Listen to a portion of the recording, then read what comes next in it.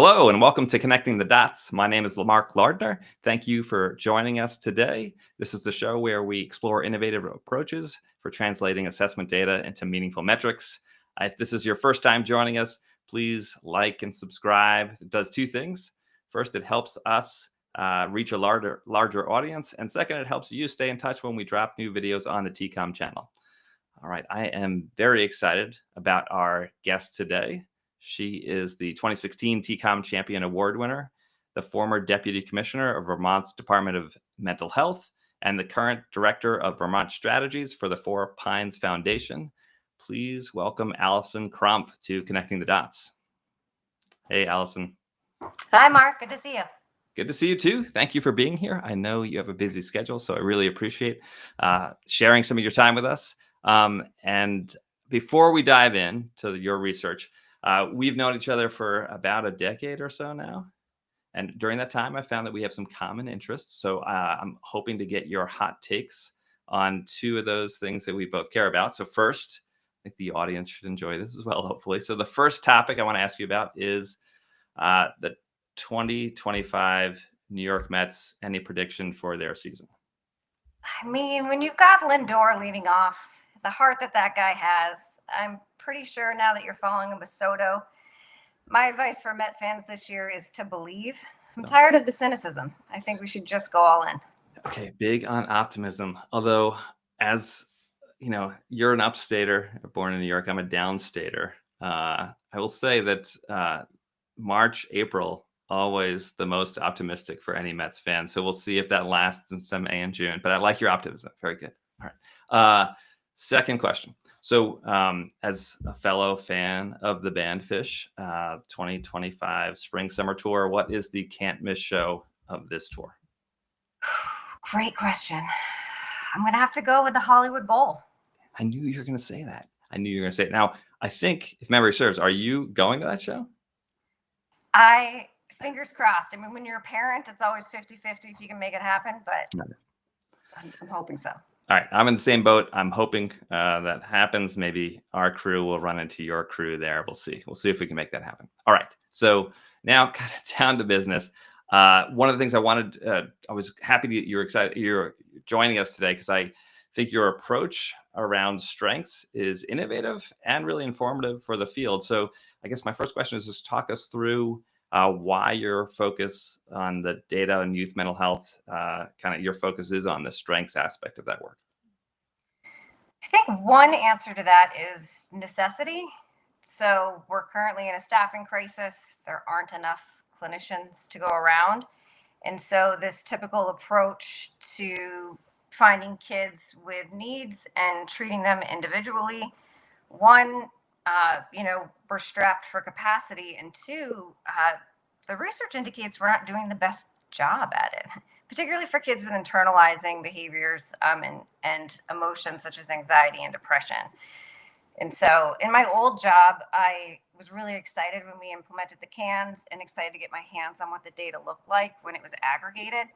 And every time I ran this chart to find out like what's really popping up for kids and what are the largest issues for them, the lack of strengths was always staring me in the face. They were constantly, you've got like only 12% of kids with fully realized strength for optimism, 13% for community connection. I mean, those are really low numbers. So it just felt like the opportunity was ripe for looking at an alternative method to helping youth. So I can relate to that. I think, one, the literature out there is pretty clear, and whether you kind of buy into it or not, that since the pandemic on, that kids are struggling, right? Like this has been a tough, I was kind of surprised the other day when it popped up on my feed. There was 5 years ago that was the shutdown in March of 2020 for COVID. But since that time, there's been a whole lot of dynamics that have led to this, I think. So, but also as a former clinician, I don't think, part of my training was not to focus on strengths. And so part of that bias towards identifying needs and trying to resolve needs really did eliminate or block out an approach that really tried to introduce strengths or thinking about strengths. So, well, given that, right, then what are some of the things that you think were your most interesting findings from your research? I would say, I think one, that when we're all, we've got the medicalization of misery. And so that's just kind of this concept that you have to identify a problem in order for somebody to qualify for services. And so then that you follow that trajectory and you come up with ways to mitigate, those symptoms. But through that process, there's this underlying culture to it that's pointing out to a child, that you're abnormal and our job is to get you back to normal. And I think sometimes what I've seen, especially some of the kids I worked with, that you spend so much time like trying to, talk to them about the things they shouldn't be doing anymore, or the coping skills they should have used instead of this or that. And it loses a little of the humanity of the things that they were good at, or the opportunity for them to build a strength through the process of managing that challenge or that struggle. And so I found when I read treatment plans as a quality clinician that, as a quality manager for clinicians, you would see this tiny little line and be like, what are their strengths? And it was always like drawing or something. And I just felt like no one was really having the conversation.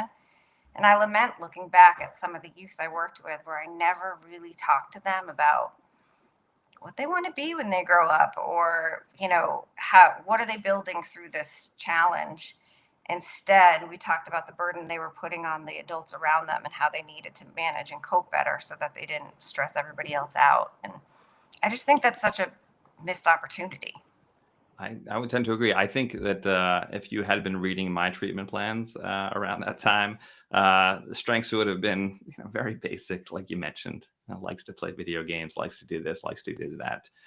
The big push, and especially where I worked at the institute, it was developing skills, coping mechanisms, like you said. That was like the majority of those plans was like, well, to counteract this issue you have, we're going to do skill development. And in some ways, I wonder, is that strength building, or is there some other component of that that's really not as helpful? I see strength building as things that you can use well beyond managing your behavior, Okay. and during the time that you're in treatment.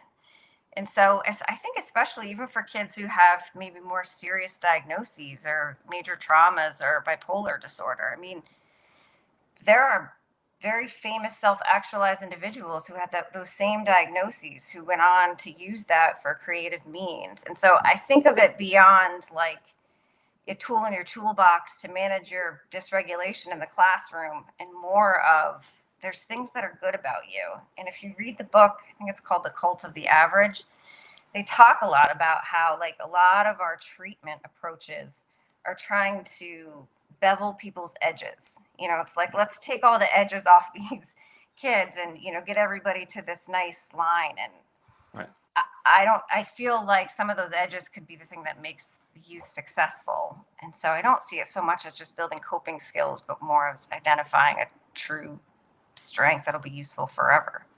Right. Yeah. And I think, and maybe this is the segue to some of that data, but you're right that, in fact, a lot of early on when we were using the cans in the state of Maryland where I was working, there was a push by some of the folks in academia to say, well, how do we norm all these scores, right? How do we get kids to look to a point or threshold where they're the same as everybody else or within a normal range? And certainly if you ever want John to fly into a rage, you should talk about norming the cans. But that is, to your point, right? It's actually not a helpful approach if we're really trying to think about how kids can thrive and excel, to just think, well, we're just trying to get you to a point where you're meeting a normative score, right? Or normative behavior. Yeah, and I think it matters too in how you approach things or what you do about it. I mean, there's a legislator in Vermont who reached out to me right after the pandemic, said, I'm putting a bill forward and I want your take on it. And it was to screen every child in Vermont schools for anxiety. And she thought I would really like it. And I was like, dude, no, I hate it. And part of it was, I think it goes to that point of like, you got to be thinking about what you're doing here, that everybody's anxious right now. And contextually speaking, that's a really appropriate response. And so if you're just going to go out and try to find more people who are off a normative curve when the normal isn't normal, you just really need to be thinking about what your goal is there. Yeah. And I would argue we should be better used doing some kind of assessment on strengths for students. So maybe you can have a more positive conversation during a difficult time.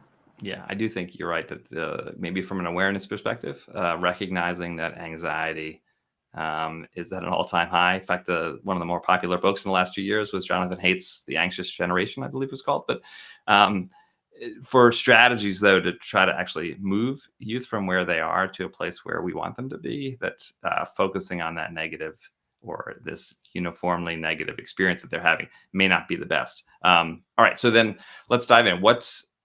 So if we're not focusing on the medicalization of misery, we're not focusing on deficits, it's where can we start? What are we looking at?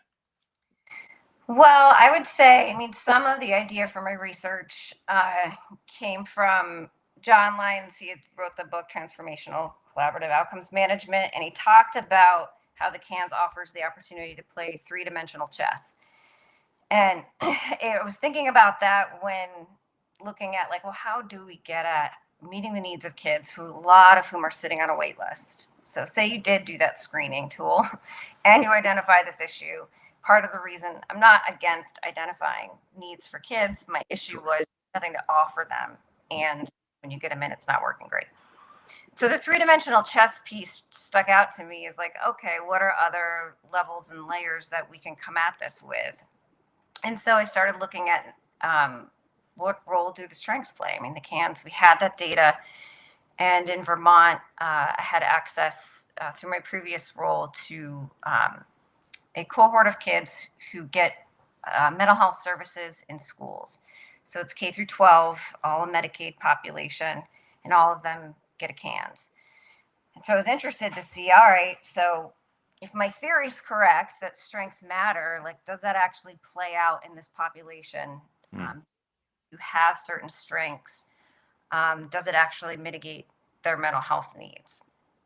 And so I have a slide on that I can walk you through.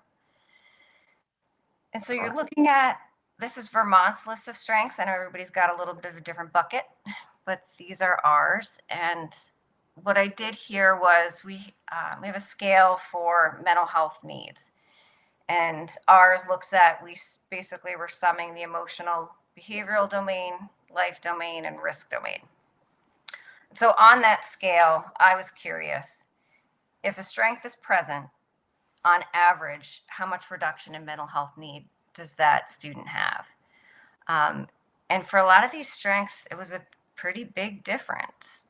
You can see optimism change. So for a score being a 0 or a 1, for strength and optimism, you're getting a reduction on average for mental health needs score, about a little over 5 points.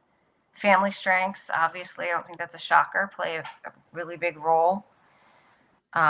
We've got resiliency, interpersonal skills, all of those, if they exist, have a real and meaningful difference on a youth's mental health needs. Yeah, this is astounding, actually. So when the first time you sent this slide to me, I almost thought there was an error in there. And also because this is a huge sample. There's, I think, was it almost 17,000 or more than 17,000 kids, right, in this sample? Yeah. Yeah, so to see that big a disparity in overall need score, and now granted the range is big, but just saying, but the presence of that individual strength having that much of a potential impact, right, that correlating with a score that's much lower or higher, depending on how you're coming at it, is pretty amazing. Yeah. So the next piece of my research, going back to the whole, how much should we focus, on the individual, and back to the three-dimensional chess idea, was what happens if we can't treat the individual? So say we're in the case that we are now across the nation, and certainly in Vermont, I have a youth, I know they've got some mental health needs, I can't access individual therapy for them at this time. I was interested in, if you used a socio-ecological lens, like Bronfenbrenner's, if you could take strengths from the cans and position them at different levels of influence, would there be a difference in the impact on mental health needs? And so what I did was I created composite scores. There's 2 cans items per composite score. Through a lit review, I placed them here. We can certainly have a discussion about that at another time. But for the individual composite scores, they each run 0 to 6. So you're summing them. And for the purposes of people trying to pay attention to the math, I inverted the scores. So 0 to 6, 6 going up is good in this case for strengths. Okay. And so I was really taking a look at what's the impact of if you're impacting something for the individual versus at the relationship level versus at the community level. And so for that, we also use, this is all against the dependent variable, which is my mental health need score. Right. I ran a multiple linear regression, really examining for every point that these scales go up, what's the impact on mental health need score? Right. So we're looking at the unstandardized coefficients. And so the way I interpret this, and again, tell me if you disagree, but so for every point increase in strengths, let's look at relationship strengths, that composite score for those 2 ones, family, and I can't remember, what was the other, interpersonal, right? That was the relationship one. Yep. That you're seeing a decrease in the need score of 1.89, which, practically that could be like, it's moving 2 needs from a 2 to a 1 almost, right? So you're potentially saying that this composite score, this having these strengths, 1 point increase in these 2 strengths, either would lead potentially to reductions in 2 actionable needs, which is, again, pretty impressive. It's a pretty impressive argument for why strengths matter, I think. Yeah, and you don't need it. It's not a requirement to get somebody into weekly outpatient therapy to build their interpersonal skills. And so it felt like an opportunity to be looking at what other ingredients do we have in this environment right now that could build these, knowing that if you do, it really does make a difference. Right. So, okay. So then let's maybe practically talk through that. So I'm sure there's some clinicians who are watching this, or people working at community mental health centers. What is the practical application of this kind of information? Well, I think first of all, even if you are sitting with, say you are a therapist and you have a client in front of you, there's practical applications even if you're doing individualized therapy. And one is to do some more strength-based assessment and approaches, because again, when we're talking to youth about their coping skills and what they need to do individually, we might be missing some other more distal influences that could really make a difference. But there's some really cool stuff out of the UK that I wanted to highlight, because it's one of those things where I hate promoting things that when you say them with a fancy name, it actually just makes perfect sense and nobody needed to make it anything fancy, but social prescribing, okay. But what I like about what they're doing in the UK is they have this program called Wellbeing While Waiting. And I feel like that's where a lot of us are at right now. If you're in overseeing a program almost anywhere, you probably got kids waiting. So they developed a Wellbeing While Waiting program, which formalizes social prescribing. So it's not just, hey, it would be great, your kid should play soccer. It's a person whose job it is to link and connect kids to specific programs. It's a warm handoff, it's follow-up, and it's prescribed. So it feels like the same sort of treatment plan homework you might send home if you were their therapist. Right. So there's some real things that you could connect youth to. And a couple examples of that are, the other piece is you need things to connect them to. So we're sleeping a little bit on peer supports, I think, for youth. For adults, the peer movement is happening pretty quickly. And I know in my line of work, people really respond well to it. They're feeling alone, they're feeling isolated, and they're tired of somebody telling them it's abnormal to be in despair when life is actually hard. And so should be some work happening to bring that more to the youth and young adults and give them that opportunity. So in the UK, they're developing sort of really more formalized peer support sessions that you can join. And again, when you put that with social prescribing and you've got a link to it, and you've got somebody who can get the kid there, obviously mentorship programs, and then the family work, the parent-child connection workshops have always been a good thing, but it goes back to formalizing them with an actual, I'm kind of writing you a prescription for this. Right. Yeah. Yeah. I think, there's such a disconnect between the way we work with young people in the mental health context and perhaps the school context and the community context. I think, it's starting to get nice here. I'm in Baltimore. The sun's out today.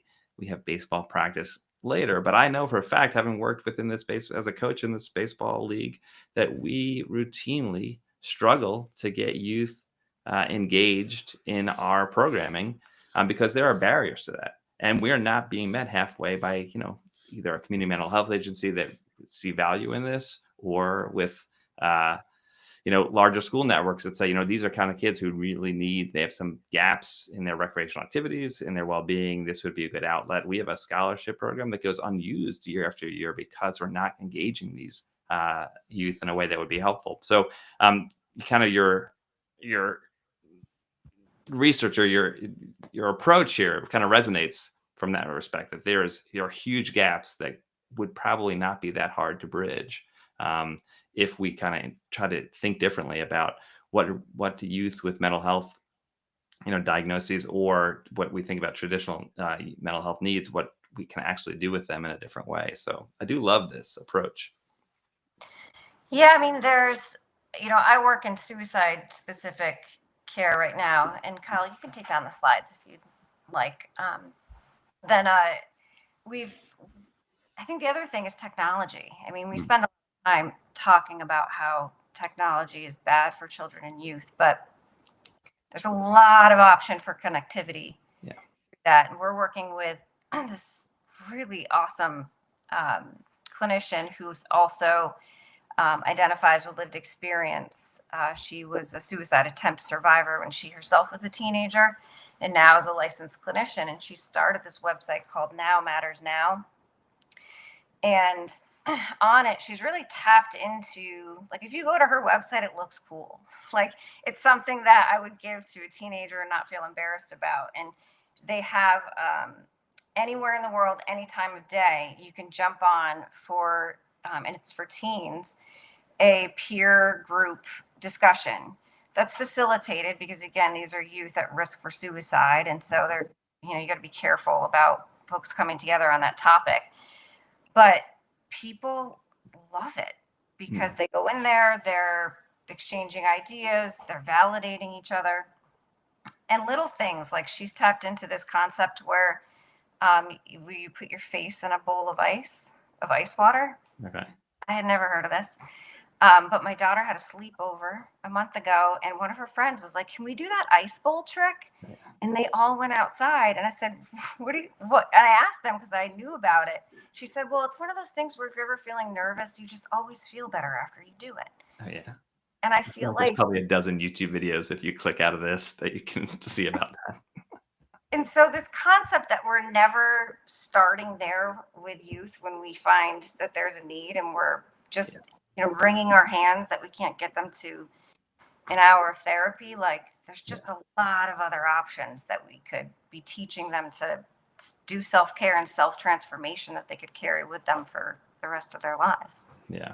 Yeah. All right. I love that. So you brought up kind of your current work with suicide care. So let's transition to that real quickly, as before we wrap, which is I do think of you as kind of a bit of disruptor in the spaces in which you work, in the most positive context that you can put that word, like in your work at the Department of Mental Health, but now with Four Pines. Can you kind of maybe bridge that connection between the work of strength-based and well-being focus to innovative approaches to suicide care? Yeah, I think that probably the most meaningful alignment with that is we've made it an intentional value of ours that we don't go forward with anything without including people with lived experience in the process. And through that, it's forced me to have a lot more conversations with people with lived experience. So when I use lived experience, that can mean a lot of things. But in my old job in government, you have to have advisory committees, and they have to have a certain number of folks who have had experiences. But you don't really build them into your decision making. This case has been a lot different. And when you talk to people who have gone through the system of care, you learn all the things that not just don't work, that actually make things worse, that are harmful. And so through my experience with that, when I've talked to people who are suicidal, the first time they told someone they were treated like a stick of dynamite, I'm giving myself a thumbs up. Apparently. And they became nothing more than suicidal. It was like they lost their entire identity.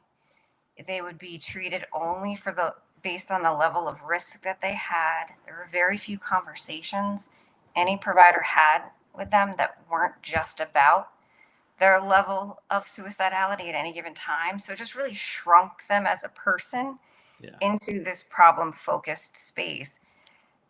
And for many of them, they lost the ability to think about what else about their life they might enjoy or might make them a well person that was outside of that scale of suicidal intent. And that really resonates with me when I think of all the other, when we identify a mental illness in a youth, that we're careful to not shrink them into that as well, and that we're coming at this holistically. They might care about a few other things besides the one thing that we're treating. Yeah.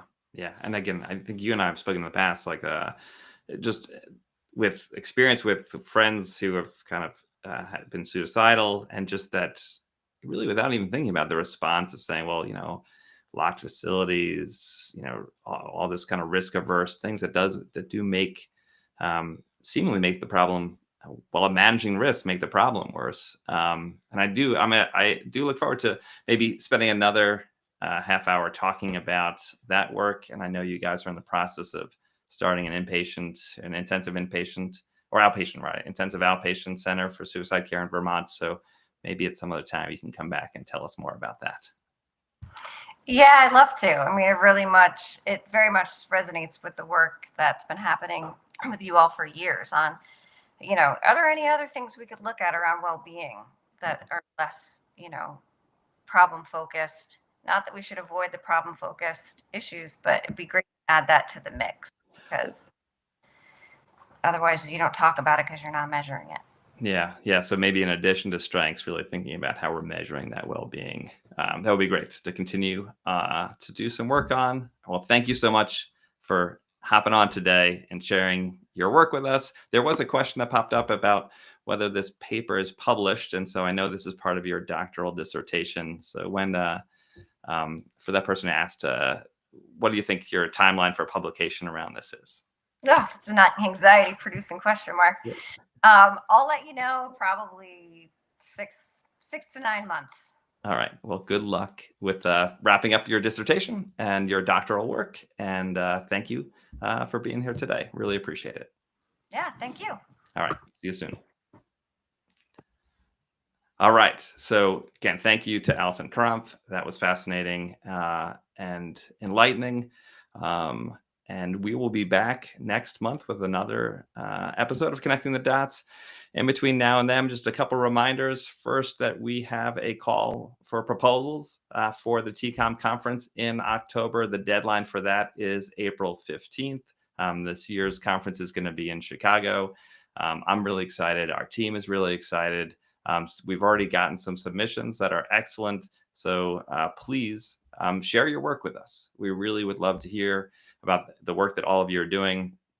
And we really do want to spend time with you in community, just talking. And 3 days at the conference, there's no better place to do it than at the TCOM conference. So please get those proposals in. Also, please, follow us on the blog.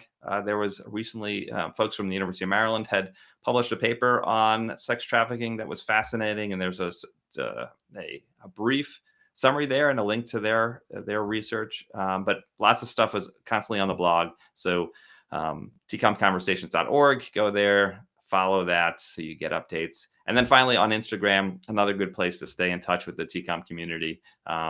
There's regular posts from John and others on our Instagram account, and short little videos that are humorous and informative. So thank you for joining today. Thank you again to Alison Krompf, and we look forward to seeing you next time on Connecting the Dots.